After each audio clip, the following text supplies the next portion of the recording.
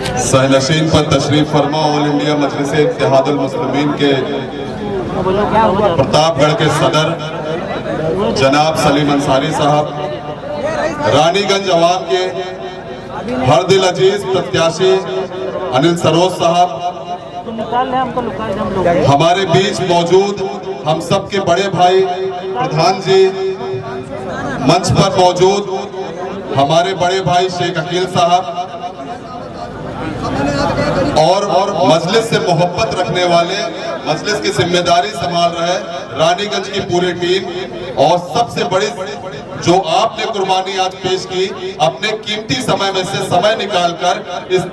धूप में आप बैठे हुए इंतजार कर रहे हैं। मैं आपके बीच एक खुशखबरी देना चाह रहा हूं। यहीं से 10 किलोमीटर दूर विश्वनाथगंज में नौबस्ता में आपके हर दिल अजीज इस वक्त प्रतापगढ़ की सरजमीन पर बैरिस्टर असदुद्दीन ओवैसी साहब आ चुके हैं और वहां पर उनका प्रोग्राम चल रहा है। बहुत चंद लम्हों में वो आपके बीच आने वाले हैं। हमारे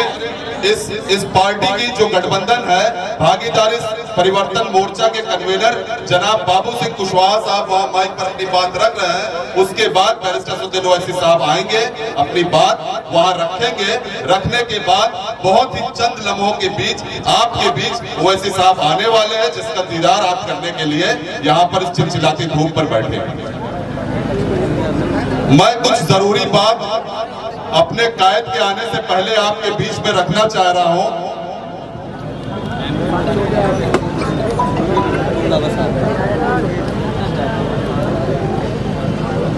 250 रानीगंज विधानसभा अनिल सरोज जी प्रत्याशी हैं और AIM के प्रत्याशी हैं। यहाँ पर विधानसभा रखी है, इसमें स्टार्ट और यहाँ पर इन्होंने गद्दे वाली लगभग 5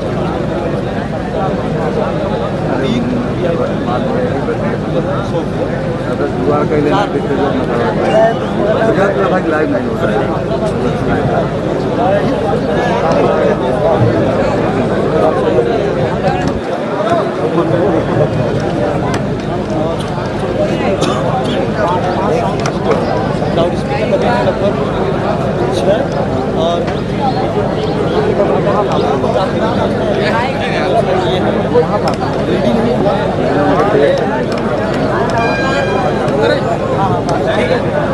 दोस्तों, मैं ये बात बताना चाह रहा था कि हम जो है इस भीड़ में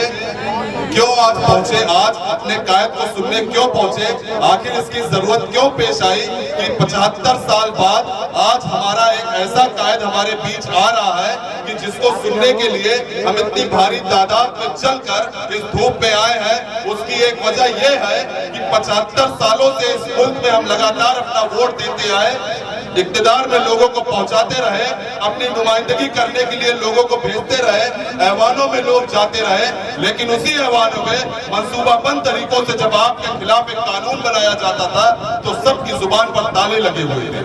आप सब जानते होंगे इस मुल्क में एक साजिश रची जा रही है संविधान को कमजोर करने के लिए। रोज संविधान के खिलाफ ऐसे ऐसे कानून लाए जा रहे हैं ताकि एक जात, एक धर्म के लोगों को मजबूर किया जाए कि वो परेशान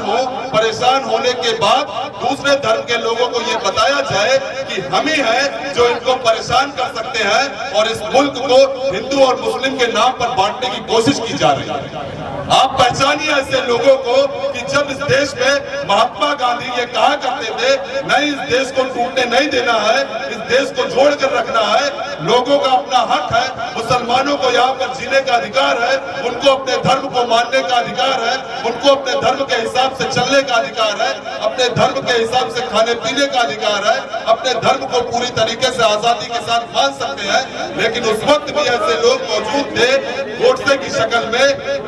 आरएसएस की शक्ल में, जनसंघ की शक्ल में ऐसे लोग थे जो महात्मा गांधी की बातें जिनको अच्छी नहीं लगी, और वो लोग इस देश के राष्ट्रपिता महात्मा गांधी को कत्ल करने का काम किया। ऐसे ही लोग आज इस मुल्क में, इस उत्तर प्रदेश में हुकूमत कर रहे हैं, और जब हुकूमत करने आते हैं तो वो बताते हैं कि तुम फिक्र मत करो, 80 और 20 की ये लड़ाई हो चुकी है, 80 उनके साथ है और 20 को वो छोड़ चुके हैं। इस मुल्क का संविधान ऐसा है जिस संविधान में ये कहा गया है कि इस देश में बसने वाले हर इंसान को उसके धर्म के हिसाब से चलने का हक है। आज आप देखते होंगे कि इसी कर्नाटका में हमारी बहनों के सरों से हिजाब उतार लिया जाता है और ये कहा जाता है कि तुम हिजाब लगा के स्कूल नहीं जा सकते। मैं आपके बीच ये सवाल करना चाहता हूँ, क्या सरदार इसी हिंदुस्तान में रहने वाले सिख भी हमारे भाई इसी देश में रहते हैं, उनका अपना धर्म है, सिख अपने सर पे पगड़ी बांधते हैं,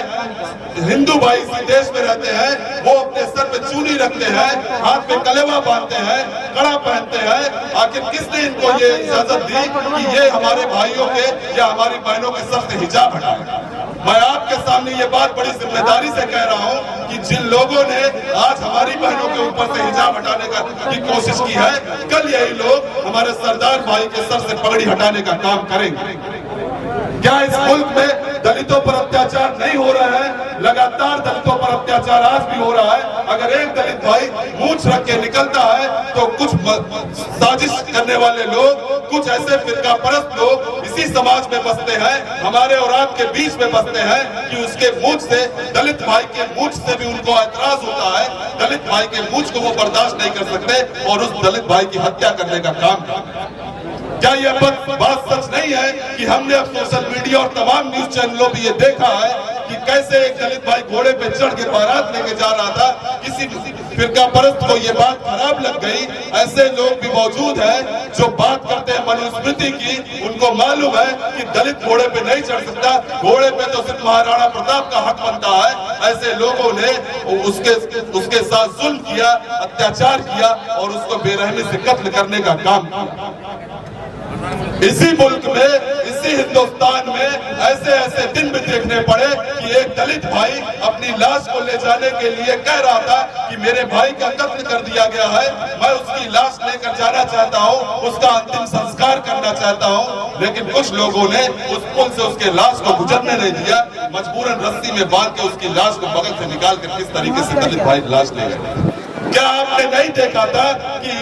इसी प्रतापगढ़ के सदर विधानसभा में एक दलित भाई जब ये कहता है कि मैं चुनाव लड़ना चाहता हूँ, आखिर कहां से चुनाव लड़ूं? लोगों ने कहा कि तुम दलित हो, तुम चुनाव कैसे लड़ सकते हो? या तो हक बनता है शिवाकांत ओझा का, या तो हक बनता है धीरज ओझा का, या तो हक बनता है विनोद दुबे का, या तो हक बनता है और सारे लोगों का। तुम यहाँ चुनाव कैसे लड़ सकते हो? उस वक्त हमारे इस प्रत्याशी को हमारे उत्तर प्रदेश के सदर जनाब शौकत अली साहब बुलाते हैं और कहते हैं अनिल सरोज जाओ, तुम क्षेत्र में तैयारी करो, तुमको कोई टिकट नहीं दे रहा है, तुमको MIM टिकट देगी, तुमको ऑल इंडिया मजलिस इत्तेहादुल मुस्लिमीन टिकट देगी, तुम जाओ, दलितों की बात उठाओ, शोषितों की बात उठाओ, वंचितों की बात उठाओ, मुसलमानों के हक की बात उठाओ। तुम जो भी मजलूम हो, अगर वो ब्राह्मण भी मजलूम है, अगर वो ठाकुर भी मजलूम है, जुल्म उसके ऊपर भी होता है, तो जालिम किसी का नहीं होता। जालिम के खिलाफ आवाज उठाने वाले बनो, जाओ रानीगंज में तैयारी करो। पिछले 6 महीने से ये इंसान लगातार आपके बीच में है, मेहनत कर रहा है, इसके ऊपर हमला होता है, गोली चलाई जाती है, एक साजिश की जाती है, इसको मारने की प्लानिंग की जाती है, लेकिन उसके बाद भी इसके कदम नहीं डगमगाते। उसके बाद भी ये इंसान मजबूती से डटा रहता है, ये कहता है कि तुम मेरा कत्ल कर सकते हो, तुम मेरी जान ले सकते हो, लेकिन मेरे इरादे को नहीं तोड़ सकते। मैंने कसम खाया है कि रानीगंज की सरजमीन पर 10 मार्च के बाद इंशाअल्लाह जालिम यहाँ पर नहीं टिकेगा। जिस तरीके से तुम कहते हो कि जो लोग अपराधी हैं उनकी जगह या तो कब्रिस्तान है, या तो शमशान है, या तो फिर जेल है, उसी तरीके से आपका ये प्रत्याशी कहता है कि रानीगंज विधानसभा में जालिमों की जगह नहीं है, जालिमों छोड़ दो रानीगंज, यहाँ से चले जाओ, जालिमों को यहाँ नहीं बसने दिया जाएगा, बिल्कुल खाली रहेगा, इसमें कोई नहीं रहेगा। इसी प्रतापगढ़ में हमने नहीं देखा कि किस तरीके से हमारी बहन राबिया का कत्ल किया जाता है। आज जो साहब आपके बीच आए हैं वो कहते हैं कि मुझे वोट दे, क्या हमने नहीं देखा कि मानधाता के एक बच्चे को टेम्पो चलाने वाले इश्तियाक को किस तरीके से पुलिस आती है, उठाकर लेकर जाती है, उसको ले जाके उसके पैर में भीगा हुआ गमछा बांधती है, दाहिने पैर में गोली मारने का काम करती है, उस बच्चे को अपाहिज बना दिया जाता है। क्या हमने ये अपनी आंखों से नहीं देखा था? जुल्म और ज्यादतियों की हद बढ़ चुकी थी, इतनी हद बढ़ चुकी थी कि मैं आपके सामने जिम्मेदारी के साथ कह रहा हूं, इस सरकार में प्रशासन सरकार के इशारे पर काम करती थी, सरकार के इशारे पर काम करते हुए प्रशासन ने गौकशी के नाम पर लाखों घरों हजारों घरों को उजाड़ दिया। क्या हमने नहीं देखा कि किस तरीके से हमारे ऊपर जुल्म हुआ? लव जिहाद के नाम पर कितने बच्चों को जबरदस्ती जेलों में डाल दिया गया, कितने बच्चों का फर्जी एनकाउंटर करके 120 बच्चों को मैं जानता हूं जिनको देख रहा हूं कि उनको फर्जी एनकाउंटर करके उनके पैरों पे गोली मार के उनको अपाहिज बना दिया गया। इसी जेल को मैं देख कर आया हूं, 4 हमारे भाई आज भी जेल में हैं। उन भाइयों का दर्द मैं देखा हूं, उनसे पूछा हो, उनसे मिला हो कि तुम बताओ कि तुम्हारे साथ क्या हुआ। उन्होंने बताया, सुजात भाई 2017 से पहले हमारे ऊपर एक मुकदमा भी नहीं कायम, 2017 के बाद